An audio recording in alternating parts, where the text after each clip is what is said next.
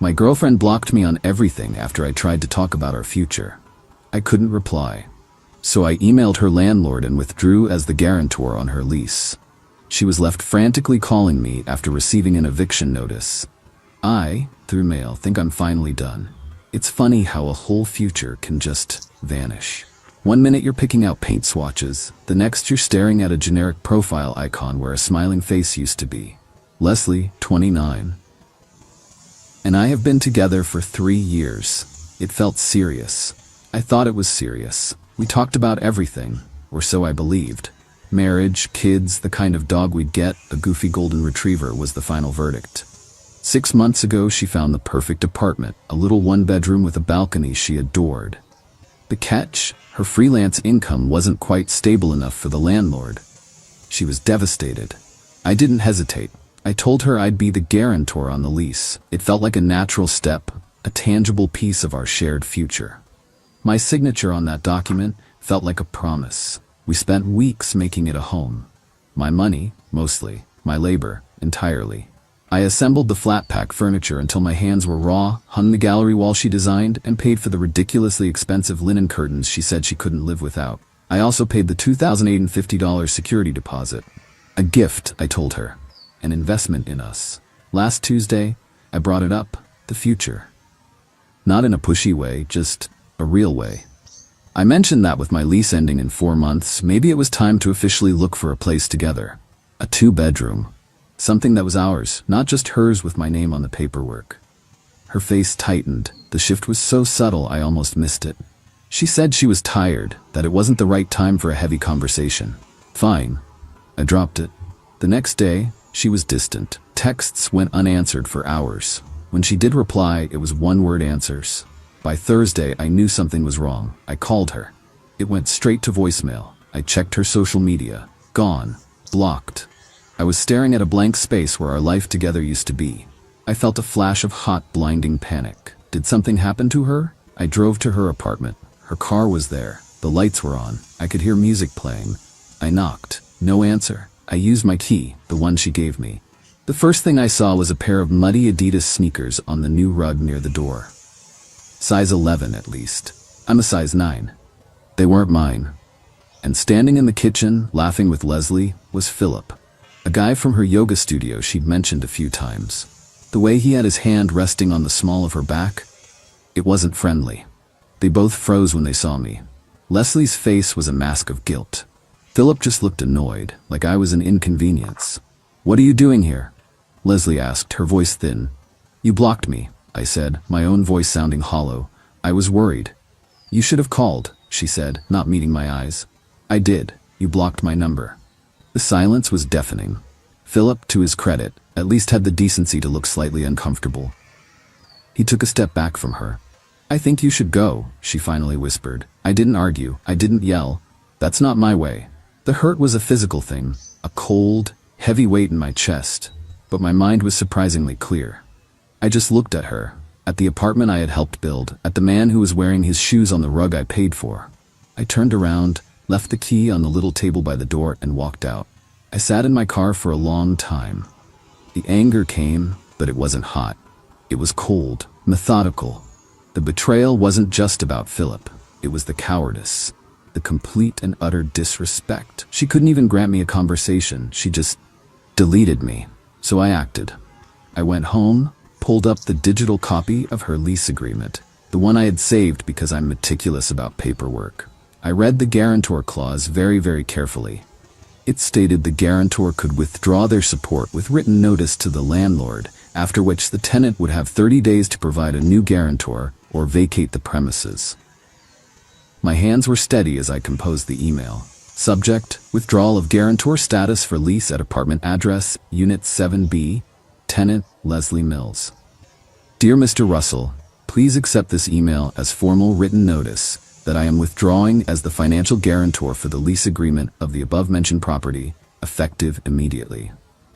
As per the terms of the agreement, I understand this initiates a 30-day period for the tenant, Miss Leslie Mills, to secure an alternative guarantor. Thank you for your understanding.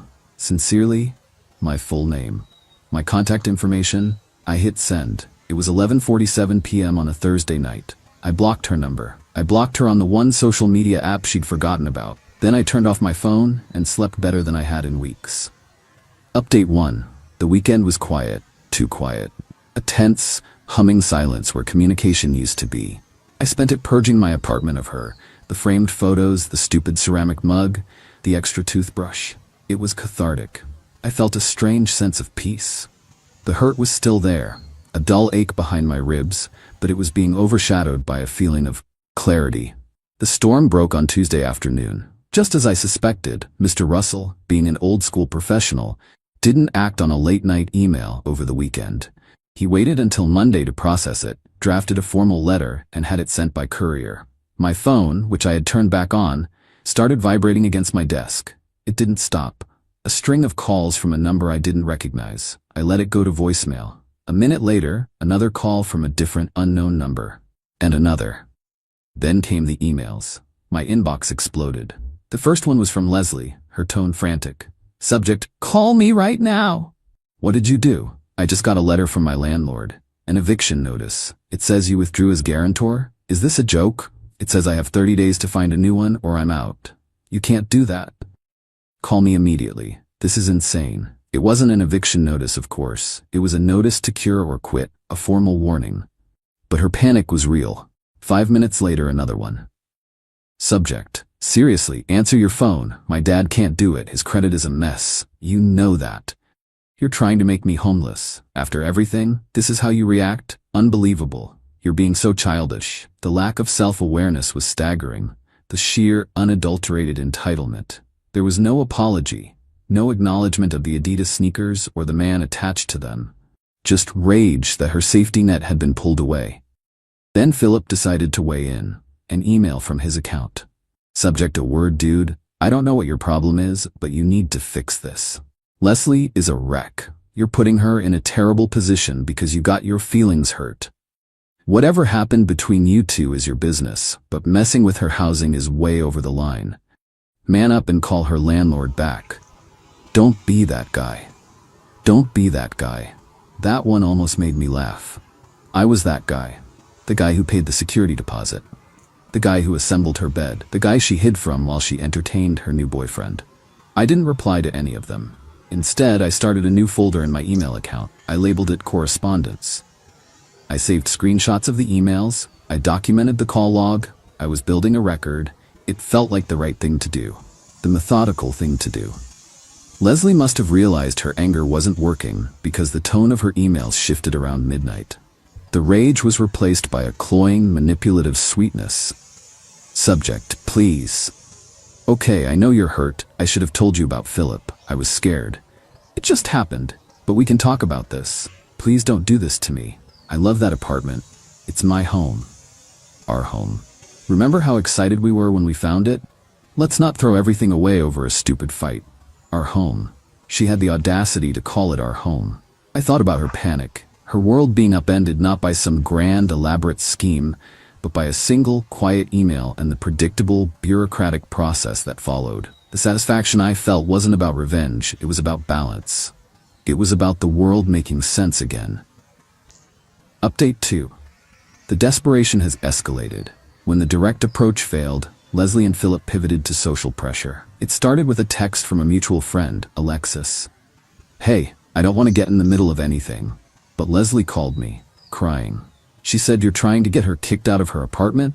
Is everything okay? This was the part I was dreading, but also the part I had prepared for. I refused to let them control the narrative. Me, hey Alexis, I appreciate you reaching out. It's a difficult situation. The short version is that I went to her apartment last week after she stopped responding to me, and I found her with someone else, a guy named Philip. She had blocked me without a word. The only thing I did was remove myself from a legal and financial obligation I was no longer comfortable with. Her housing situation is a direct consequence of her own choices. I'm truly sorry she's upset, but I didn't create this problem. I hit send. It was factual, calm, and void of any overt anger. A few hours later, Alexis replied. Alexis, oh, wow, she did not mention that part. At all. I'm so sorry. One by one I got similar messages. I gave them all the same concise explanation. The tide of sympathy, I imagined, did not flow in the direction she had hoped. Meanwhile, Leslie seems to have realized that her name is on the lease, but my money paid for almost everything inside. A new email arrived. Subject: the apartment stuff. Since you're being like this, I'll need you to come get your things. But we need to discuss what's yours. The couch, for instance. I picked it out. And the TV. I use it every day. It seems unfair for me to lose my home and my furniture. I think a fair solution would be for you to let me keep the main things: couch, bed, TV, kitchen table, and you can take the bookshelf and the lamp. Also, you owe me for half of the last 2 hydro bills. I read the email twice. The sheer nerve. She wanted me to leave thousands of dollars of furniture as a parting gift for her infidelity, and she wanted me to pay her for hydro. My response was immediate. I created a spreadsheet. Column A, item. Column B, purchase price. Column C, link to the online receipt. Column D, owner. My name was in every single cell. At the bottom, a separate entry. Security deposit, $2,850, paid by my name. I attached the spreadsheet to my reply. Subject: the apartment stuff. Leslie, I have attached a list of my personal property currently in your possession. As you can see, the furniture and electronics are my property. I am not asking for the hydro bills. Please consider my payment of your utilities for the last 6 months as a gift. I am available to retrieve my belongings this coming Saturday between 10 a.m. and 2 p.m. Please ensure everything is accessible. I will be bringing a friend to help me move. Regarding the $2,850 security deposit which I paid, I will be formalizing my claim to have it returned to me by the landlord upon the termination of your lease. I suggest we coordinate to make this process smooth. Thank you. The response from Philip was almost instantaneous. Subject: unbelievable. Are you kidding me? A spreadsheet?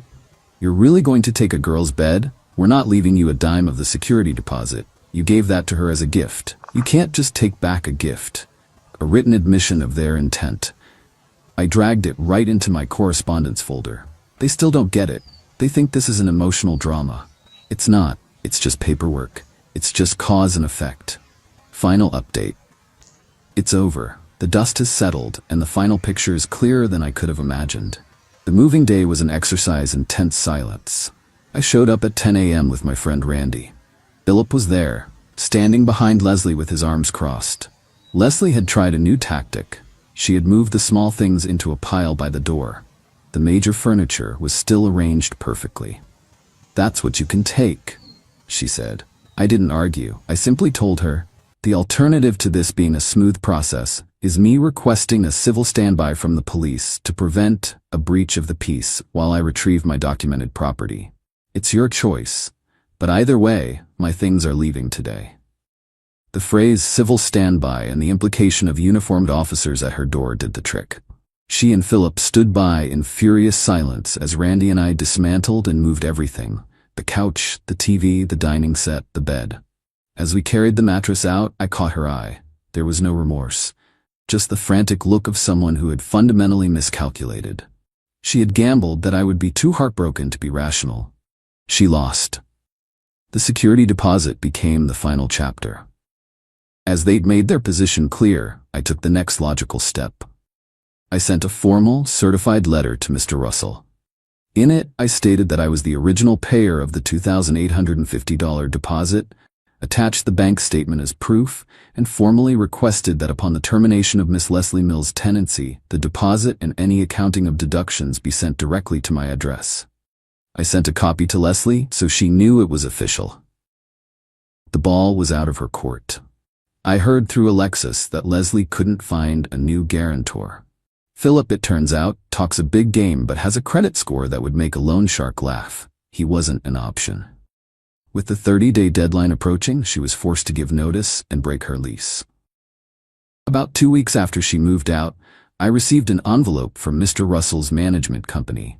Inside was a check and a statement. He had deducted $600 for a lease-breaking fee and some minor cleaning charges, as per the agreement. The check was for the remaining $2,250. Some people might have let the $600 go. I am not some people. It was my money, and her actions caused the deduction. I filed a claim in small claims court for exactly $600, citing the lease-breaking fee as a direct result of the situation she created. I attached her emails and Philip's, showing their refusal to cooperate. Faced with a court summons, a mountain of evidence, and the prospect of explaining all this to a judge, she folded. 2 days before the court date, I received an e-transfer for $600. No message. Just the money. I canceled the claim. Leslie and Philip are apparently living in his tiny shared bachelor apartment across town. Their social circle has shrunk considerably now that the full story is known. As for me, I'm good. The other night I was putting together a new bookshelf in my apartment, my own apartment, that feels fully mine. The cold anger has faded, replaced by a quiet sense of satisfaction. Not a gleeful feeling of revenge, but the simple contentment that comes from restoring order. They'll never see their own actions as the catalyst. In the story they tell, I'm sure I'm the cold, calculating monster. And that's okay. I don't need them to get it. I didn't do it for them. I did it for me. I closed the file,